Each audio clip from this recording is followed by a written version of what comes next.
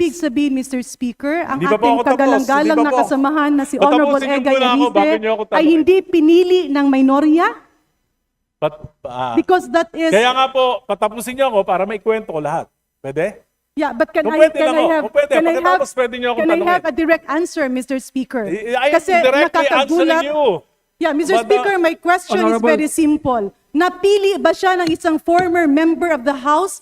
Because that is very Nirekomenda unparliamentary. po. He's putting some words on my mouth. Ang Honorable- sinabi ko po, I decided to interpolate and ask a few questions to our distinguished colleague, Mr. Speaker, dahil medyo nalito ako nung ang pinag-usapan ay ang posisyon ng Senior Deputy Minority Leader, pero tila nalihis ang kanyang speech patungo sa pagpupuntirya na majority ang may kasalanan.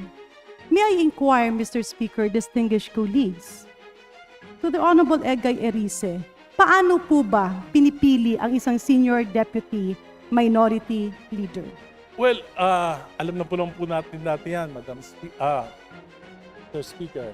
Hindi pa lang naman ngayong administrasyon na ito, ng mga nakaraang administrasyon, hindi po tayo pumipili talaga ng minority leader kung walang blessing ng leadership ng House.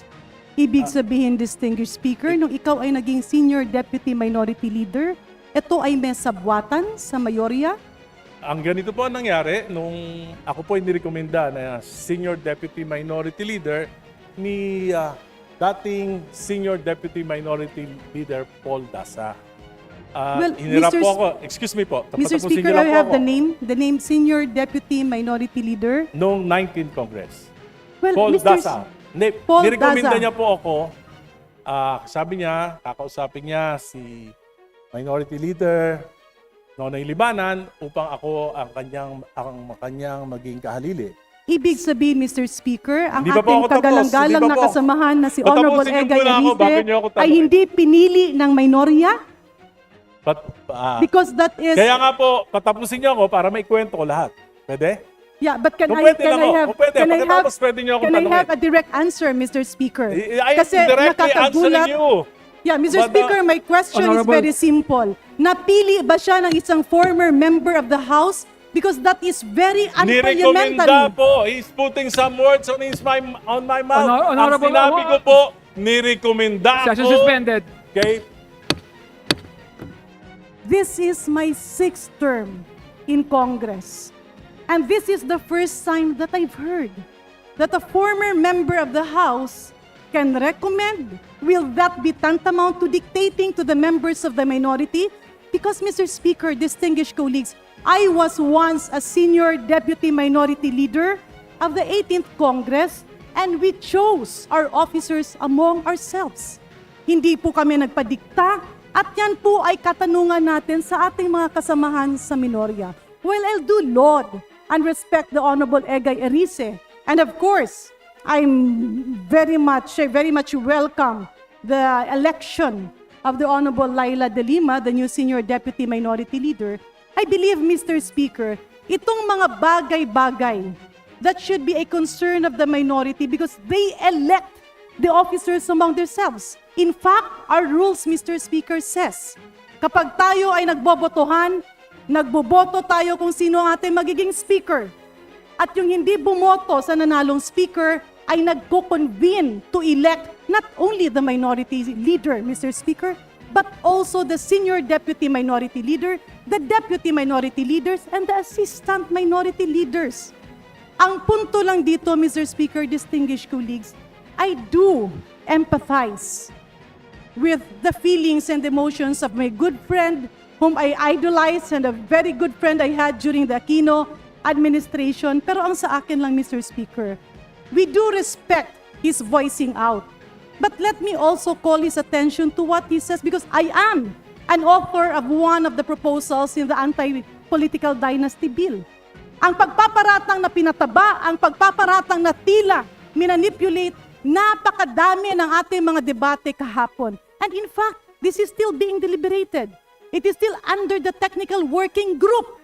Bakit po ba natin lalagyan ng mantsa ang ganitong bagay? In fact, Mr. Speaker, I did not stand up, but it is actually out of order to discuss an item that is precisely being deliberated within the committee. So Mr. Chair, distinguished colleagues, with due courtesy to my distinguished colleague, naiintindihan ko na ang pagpalit ng liderato as Senior Deputy Minority Leader is something that we should respect because it is the decision of the minority. But accusing the majority of meddling in their affairs, accusing the majority of meddling in their voting or whatever is something that I cannot accept. There will always be a proper forum to air that. Somebody could have objected to the election. We were not even party to that. But Mr. Speaker, distinguished colleagues, lahat tayo dito ay may karapatang tumayo. Lahat tayo ay may karapatang magsalita. Lahat tayo ay may karapatang ipaglaban ang ating pinaniniwalaan. But nobody has the monopoly of knowledge. Nobody has the monopoly that what he believes should be right. Dahil pwedeng ang paniniwala mo ay hindi paniniwala ng iyong mga kasamahan. Mr. Speaker, distinguished colleagues, let us respect the decision of the minority dahil hindi rin nila tayo pinapakialaman. But blaming the majority leader, the members of the majority, for what happened in their change in leadership is already unparliamentary and uncalled for.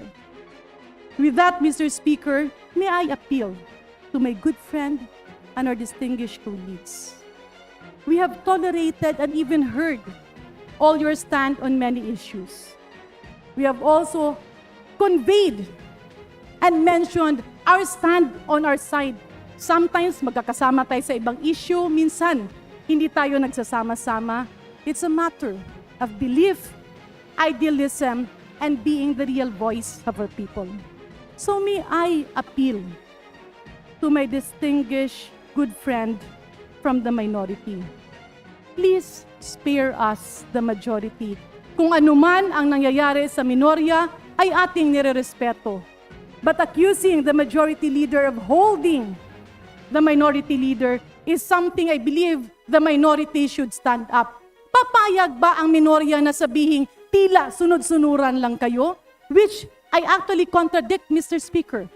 Papayag ba kayong sabihing tila inipit dahil mga boses kayo? We have heard our distinguished colleagues here speak up on many matters. Ang sa akin lang, Mr. Speaker, let us put decorum in this House. I was also a member of the minority, then a member of the majority. I went back to the minority and became a member now of the majority, and we always stood firm, debating when we find the reason to do so, defending when it was time to defend our beliefs, but at the same time, accepting the decision of whatever will be the decision of the majority. With that, Mr. Speaker, just to point out, the anti-political dynasty bill is being discussed.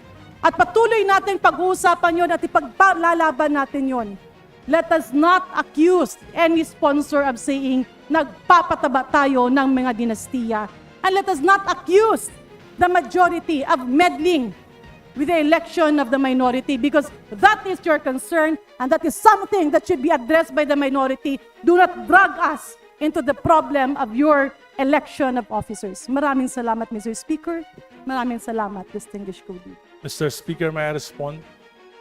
Honorable Erice is now recognized. Yes, Mr. I am not accusing the majority. I'm accusing the majority leader. Because he called me at his office. I was accompanied by the minority leader. At tinanong niya ako, mismo, bakit ako nagsalita ng gano'n? 65 years old na ako. 30 lang yung nagtatanong sa akin. Hindi na ako narespeto. Tinatanong, bakit ko sinabi yung mga sinabi ko? Wala na ba akong karapatang magsalita bilang miyembro ng minorya? Madalas akong sabihan, ni minority, ito na ilibanan, pwede niyong tanungin.